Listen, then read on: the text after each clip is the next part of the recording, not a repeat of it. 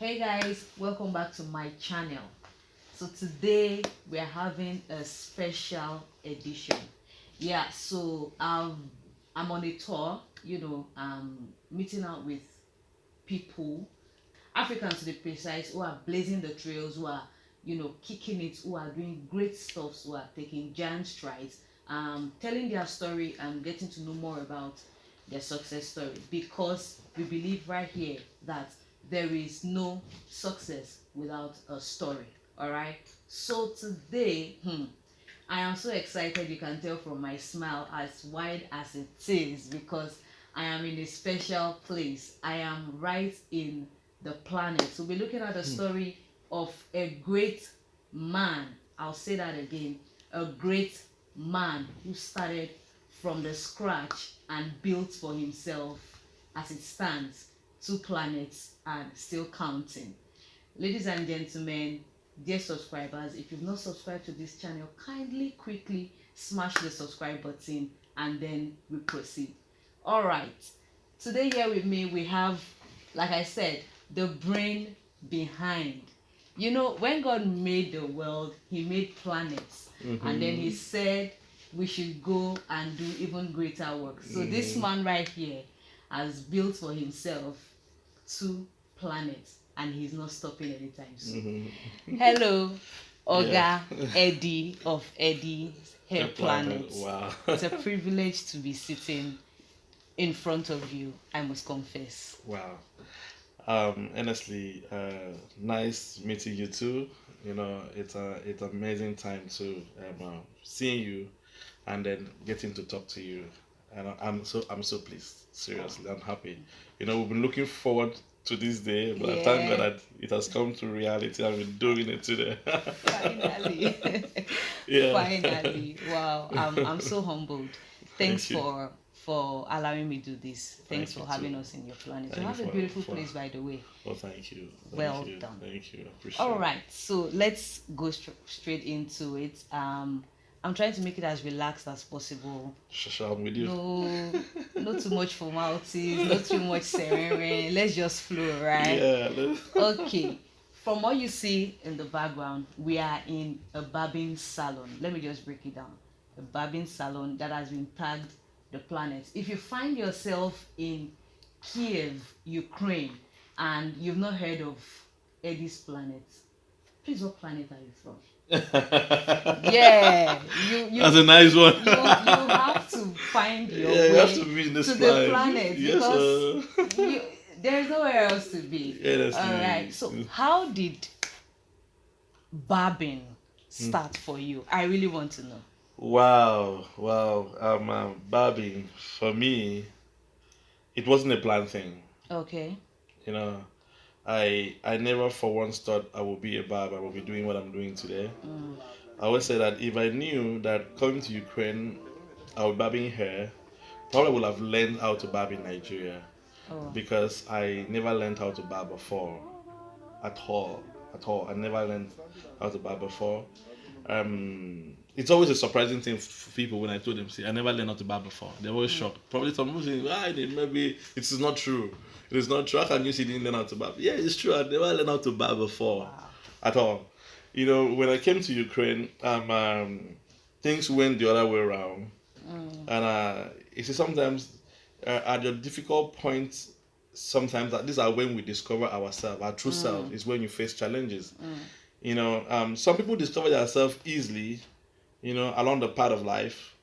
But for me, I never knew I could do this. It's Okay. only when I came to Ukraine, the challenges I met in Ukraine, actually pushed me into discovering that I could do this. Mm. Because when I came in to Ukraine 2011, my elder sister that was my backbone, my sponsor, lost her job back then, Oh, wow. and it became difficult for her to continue taking care of me.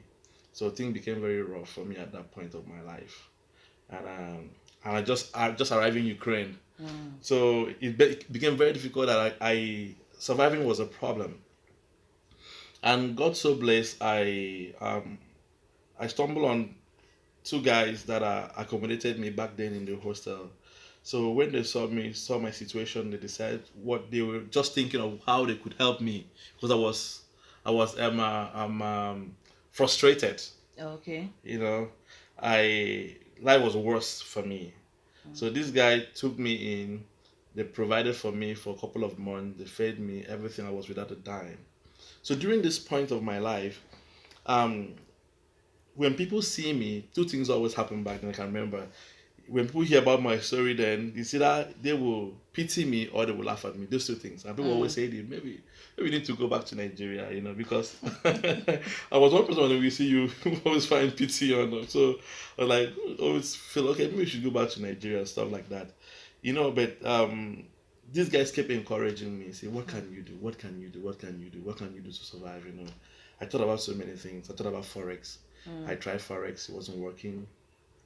I tried a lot of things, I could think about then, and then I always ask myself, what talent do I have? I can't really place or find someone anything I could really do, but the only thing I had then was the clipper I came to Ukraine with. Okay. For your personal for use. personal use. For personal use. Oh, wow. I only bought that clipper around about 2008 when I was studying at Abuja. Okay. Because of I didn't have that much money then to be going to salon to barb hair every time. So I just got that clipper just for personal shave, at home. So I came to Ukraine with this particular clipper, 2008, and then came to Ukraine 2011. This is a period of time, and then most time in the morning, because of how my beards always grow very fast, I got this clipper. So most time in the morning in the hostel corridor, so always like most times I would just come out, shave, how to shave, just help myself out. So from there, one of my friends, this guy in the hostel was telling me, say, did you know what? You can barb people's hair with this clipper. I said, I don't know how to barb hair, man. This guy said, you can barb hair. The next thing, the guy, that guy, I can't forget him, man. Wow. That guy really encouraged me. Obiora is his name. That guy I remember he took me to the room, used his laptop, designed something, printed out, posters, and said, follow me. I follow him. We pasted it all the way in the hostel back in Lugans. He went to school, told all his friends that there's this new guy that just came. This guy is a very good barber. Are you serious? And you had no clients? I had no clients. You had not touched anybody's I've never hair. barbed anybody's hair before. Wow. I never had any idea of how to barb hair. Wow. I only know how to shave myself, So, but this guy told guys that, there's this guy that came, he's a very good barber, he knows how to barb hair. So, one of his friends called me, got my number, called me, told me, Eddie, are you ready? I said, yes. He said, two of his guys want to barb their hair. Can you come and do it? I said, okay. Me, as a novice, I just took the clipper I had, without nothing with the clipper. I went to cut this guy's hair. When I reached there, I met two guys. And I look at them, okay, you guys are the one that wants to barb hair. Say yes. One wanted to barb a low cut, no one wanted to barb a style. I said, God, okay, let me start first. It was a very funny experience. It's really I cannot forget. Wow, this is so funny. When your friend has hyped you, man, the guys and then me. You've gotten to the place, to execute, and then you don't know what to do. I was confused. Where do I start from? Who do I start first? Wow. And I said, okay, let me start with the guy with the low cut. Of course. Yeah, that was the cheaper option.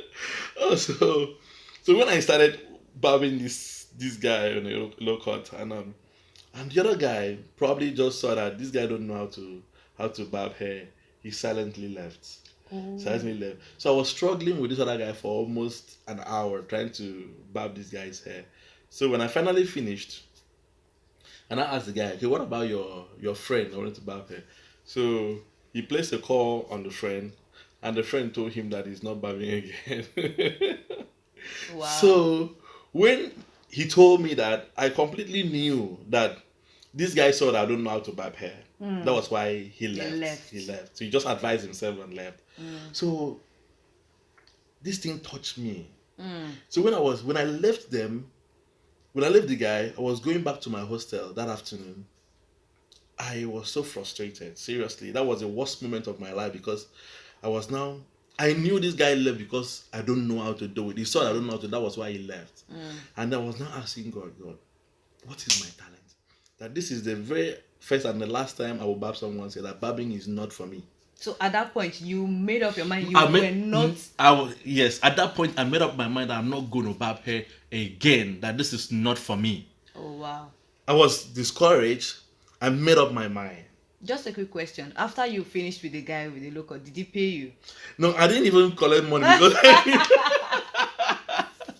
I wanted to ask because I was like, maybe the money would have even encouraged you. But you said you made up your mind. I was wondering. I didn't even collect money because I don't know. Oh wow. Oh wow. So can you imagine the frustration I got? Yeah. I did not even ask for money for anything. I left. I was going back to my hostel because it was a nearby hostel. So I was walking to my hostel. I was just asking God, what is my talent? I hear people discover their talent. How do they discover their talent? What is my talent? And you say that everybody there's something special about every person. What is my talent? This was the question I was asking myself. I was asking God. But I seems to get no answer. So I got back to the hostel, to my room. Then because of the frustration, I slept off that afternoon. Then my friend came back from classes because then I was not able to register in school. There was no money to do anything, so I was always in the hostel. So my friend came back from classes and now saw me sleeping in the afternoon. Said, woke me up. What happened? Why are you sleeping in the afternoon? So when I told him my situation, my story, what happened to me that day, the guy just said, don't worry. What are you going to do? Some of you just keep barbing people, anything. Just keep barbing it. The way he spoke to me encouraged me. Seriously, that took away that point of me that I said, I'm not going to barb again. Okay. Suddenly, there was this motivation. There was this encouragement that I felt inside me that I felt like, no, I cannot give up. Let me keep doing it. He spoke to me. That was a turnaround for me, But one funny thing? This my friend that spoke to me, kept encouraging me to barb anything, barb anybody. When he wants to barb his hair, he always go to work. I was doing it that time to barb his hair. Are you serious? Yeah. So, but his encouragement was the most important thing for me. So I kept doing it gradually to most of my friends then that gave me their head to play with. To play with, I was doing it gradually. One thing is about life is anything you keep doing gradually. At a point you start getting better at it. That's right. But before then, I kept doing that. Was frustration. I thought about doing so many things. People proposed me a lot of things. Maybe you could start doing scam and all those stuff. I said no. I knew that was not for me. But you see, the truth is, there's a point that you reach in your life that you are ready to do anything to survive. Yeah. Anything to survive. But I thank God that I didn't go that way. Because I was at that verge of my life that I was ready to do anything, to make money, anything to survive. But the barbing thing I kept doing it, till after a while, I was doing it free for people. You understand? Till one day, the first client I did, he paid me money. Sorry, let me get this straight. So you were doing this barbing thing for a while without getting paid. Yeah, I was doing it for a while because I felt that I was not really doing it well, and I was just begging people to allow me do it. What's the point of learning? So I couldn't really collect anybody money for it. So you recognized that you were not good enough. Yeah, I knew I was not good at it at all. So I wasn't even asking for money. When you are trying to people to just allow you to do it for them. So you are at their mercy. You understand? So at that point, it's like they are doing you a favor. So you cannot really ask them for money. So you saw it as a point to learn. And grow. Yeah. And become better. Yeah. So I was just doing it till one day I did it for a particular guy that paid me. I remember very well 20 hryvnias that time. He paid me 20 hryvnias, and then that same day something happened. After this guy paid me that money, one of my friends told me, let's go to church. That day, I went with him to church.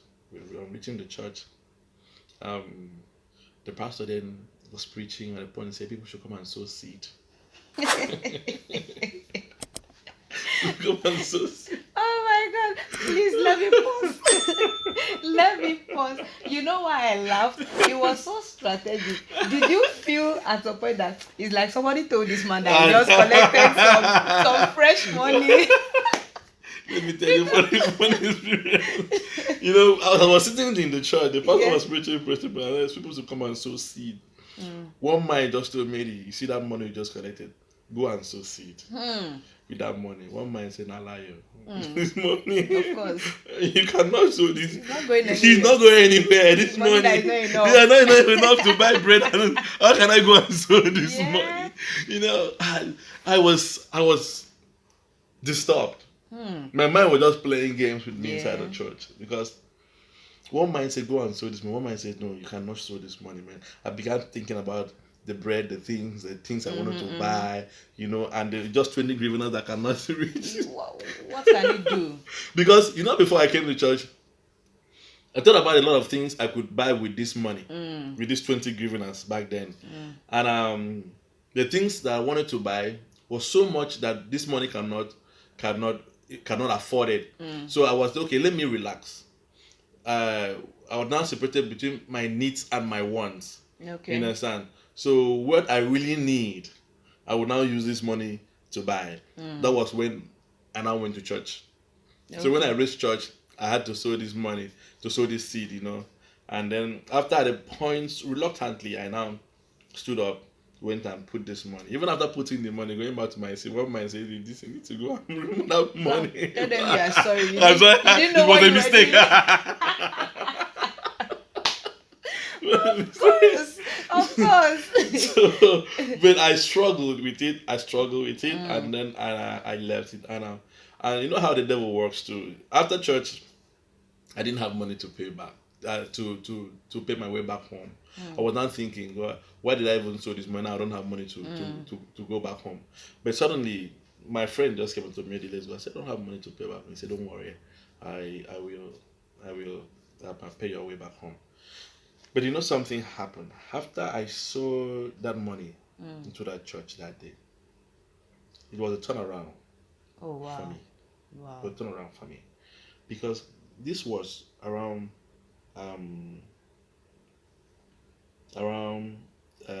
early February 2012. And then in that same 2012 went into summer. Okay. And there was a guy that was barbing hair that time in Lugansk. He was doing it for virtually everybody. Then at the point I was getting better, when I barb, if the hair makes sense, I will snap it, I will put on the internet, and then. So you've been doing this internet thing for a long time. Yeah, I've been doing it. I must commend you. Eddie and internet, I don't know, Instagram, everywhere. I don't know. I think I should chip this. Earlier on, I got the opportunity to talk to a client who came into Ukraine, you know, and needed a good, according to him, a professional barber for his hair. And then he said he found you on Facebook. All right, good day, sir. Hi. Can we meet you? Nice to meet you too. All right, can we know your name, please? Yeah, George. George, all right. I see you just had a haircut at Eddie's Planet. Yes. Please, how was the service? Excellent. I'm actually not from Ukraine. I'm from Canada. Oh, okay. And before moving here, I was quite worried about who's gonna cut my hair. Oh. So I did searches online, looking for Afro barbers. Okay. Specialized in African hair, right? And I stumbled upon his page on Facebook. Okay. And then I added him on Instagram, and I messaged him, and he was very friendly and receptive, and we started talking. So before arriving here, I already had a barber in mind, and this is my second time coming back. Okay. Clearly, it's good. Oh wow! For you to come back, it means you're good, right? It was very Oh good. wow! Yeah. I can see. Let me compliment your haircut. It's actually nice. Thank you. Yeah. All right. Would you want to come back? Oh, this is now my spot. Oh wow! Yeah. Wow!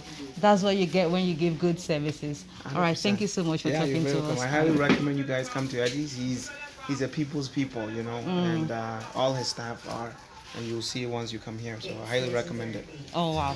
You heard it from a client, I'm a telling satisfied client, as a matter of fact. That's right. Please visit Eddie's Planet, and probably we'll be talking to you like this next time. Thank you so much. Thank you for talking Yeah, to my us, pleasure. Mr. George. My pleasure. Hope to meet you some other Likewise. time. All right. then. All right. Yeah. Yeah, do you know a lot of people contact me? Yeah. They saw me on Google, on Facebook, on Instagram. Yeah. Because I understood that it's a social media is one place that you can easily reach out. And this time was even back then. Back then, when as people were not even paying attention to social yeah. media. And I Wow. think the only thing we had then was only Facebook. Yes. So Facebook, and then remember then we had Facebook. People can create groups, you know. And remember business group, and then we had Lugan's online market. Yes. That there on that Facebook, everybody whatever you do, you put it there. So you can sell something there, you can buy something there. Anything you have, you can put it there.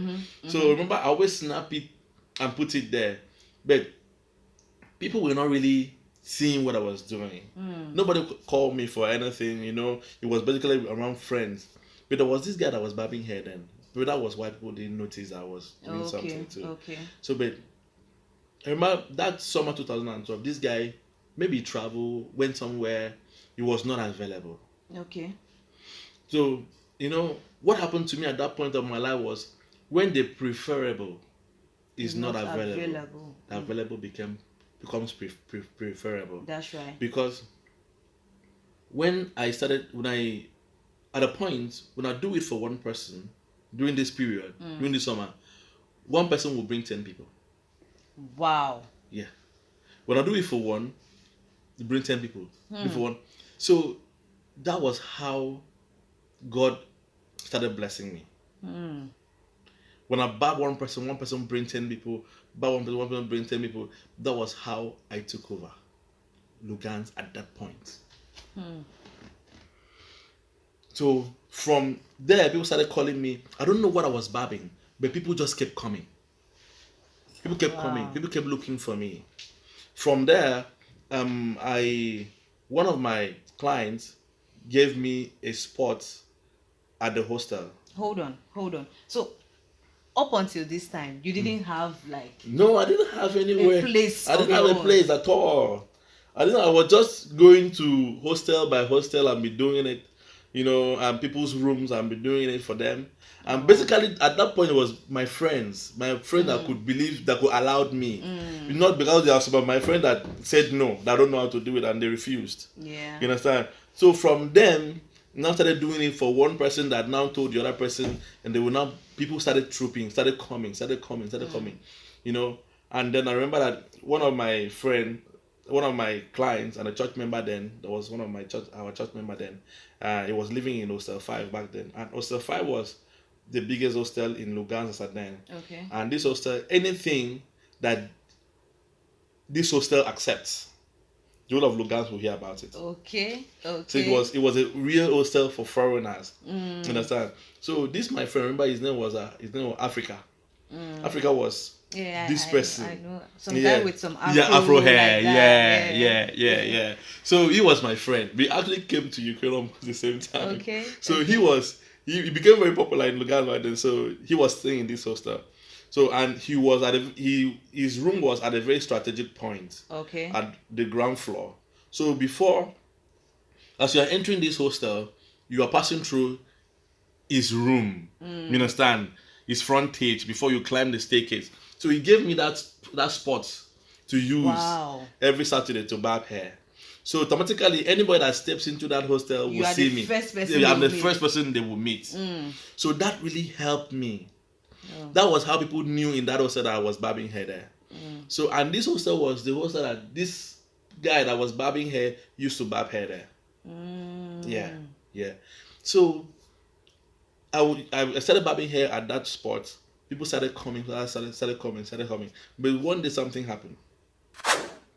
This guy that was barbing everybody, where he went to, God knows where he went to, and for a period of time he went to. Then when he came back, he came to that same hostel. That morning, on Saturday morning, I was there standing, barbing people. People were just so much gathering, waiting for me to barb their hair. This guy came. When he came, he met people, greeted, and almost everybody there were his clients. Seriously, they were his clients. But he came, greeted everybody, went to his normal spot on the 5th floor to cut their hair. But truly, nobody left. Me, when I saw him, I was a bit shivered. I felt, oh, this guy has come, and that means everybody will leave. Yeah. But nobody left. Wow. Nobody left. Seriously, nobody left. Everybody waited till I did their hair for them. So when that guy came, you that were barbing every crowd, everybody, and then you come and then you just barb 1 or 2, 3 people, he will be discouraged. So that was how that guy automatically stopped barbing hair in Lugansk. Are you serious? So he stopped. Yeah, because when he came there and saw me doing it, and his clients that were waiting for me kept waiting, and then they did not go back to him. They waited, and so that was how I took over Lugansk. Because he maybe felt discouraged at a point that all his clients, and then left. I remember when he came down and left, and that was the last time he ever came to that hostel to cut hair. You understand? Yeah. And from there, that was how I took over Lugansk. From the hostel, everybody knew me from the hostel. From hostel now, people started calling me to their houses, going to apartments to barb people. From there, that was how I was able to raise money between that February to September. Raise money to go into school, to go back to school. So before this, like in the course of all this, you were not even in school. I was not in school. Wow. I was not a student. You were not registered. I was not registered. My visa, form. My visa expired. Your visa expired. My visa expired. I was illegal at a point in this country. Wow. Yeah.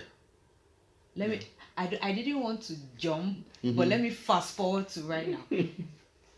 Guys, you really need to pay attention. If you notice, all this while I try not to interrupt him. I just want it to flow. But if you can pay attention, there are there are a lot of gemstones to pick from his story. Remember, he just mentioned that at some point it was illegal in this country, but the man you are seeing right now is no longer illegal. As a matter of fact, he's a citizen of this country. Wow. You can't be illegal, all right? He is a citizen of this country. The man that was one time illegal, I'm telling you, is now a citizen. He now owns planets in this country. Is now an employer of labor in this country. Is now a support system to a lot of people in this country. Now has a family in this country. Honestly, wherever you are, if you're watching this as a young person and you think you want to get, see, if you're not Nigerian, pardon me, but in Nigeria we say na person will give up, na lose. Honestly, if you give up, you are wrong. I'm telling you. If you give up, you are wrong. If he had given up earlier because it was illegal, no funds, he wasn't a student, nobody was minding him, he didn't even know what to do to raise money. If he had given up at that time, those years, we won't be talking, we won't be having these discussions. Honestly, because when I sit back now and look at myself, how I couldn't start school then, and then, but today I have finished my bachelor here in international law. I finished my master's. Mama, yes, I saw that too. Yeah. And now I'm currently rounding up my PhD. Oh wow! You understand? So I was telling someone, you see, I was once there. The situation you were passing through is not the end of life for you.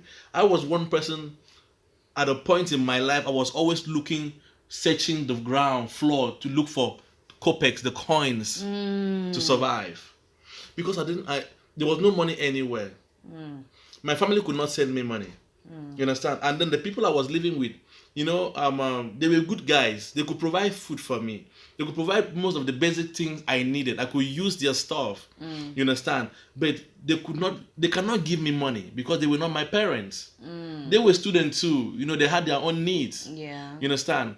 So, as a man, as a guy, there are still some monetary needs you will have. And then there was no money coming in from anywhere for me. So do you know how I used to look? If you see me back then, I used to search grounds as if how pig is scratching the ground looking for something to eat. That was how I used to look everywhere. If I'm walking, I'm looking at the ground looking for we Africans we don't value coins, the kopecks, always throw them away. Yeah. So always look everywhere searching for it, so that if I can just afford 2.5. I remember the least thing you can buy that time was 2.5 grievance, so you can buy cakes. So, and then for you to search and find 2.5 grievance, to buy a cake, that means you must search a lot of places.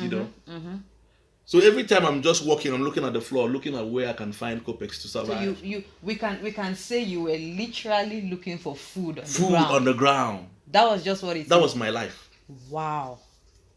That was my life for months. That was my life. Wow. So, and that's why when I look at myself today, I said I'm one of the most blessed person. I'm one person that God has answered. I'm a living testimony. I can give people money. You understand?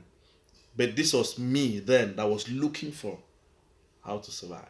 So then you would just be praying that, can somebody drop their kopek on the floor? On the floor for me so to that I would just find it. Fine. Wow. Because I have to search for, when my friends are going, when my guys are going to school, I was at the hostel. Sometimes there was no food, I'm hungry, and then I'm just looking for it.